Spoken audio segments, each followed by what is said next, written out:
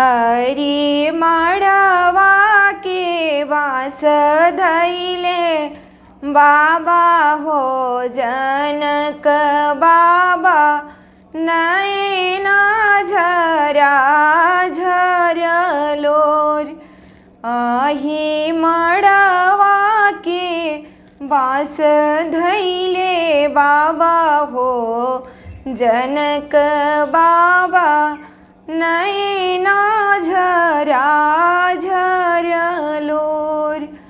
अरे धियावा हम के करा के सौंपबी, के हो करी है प्रतिपल।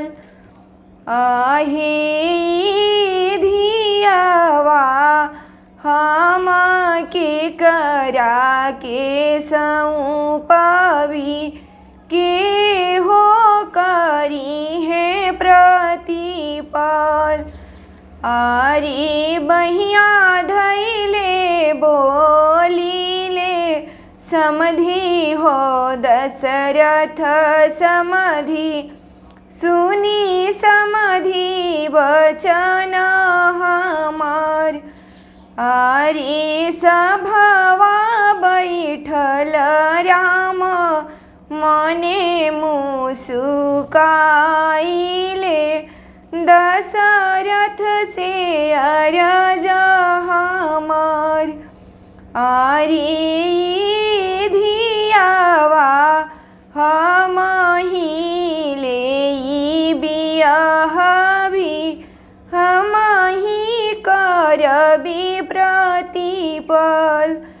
अरे धियावा हम अवधपुर ले जाइबी, हम ही करबी प्रतिपल।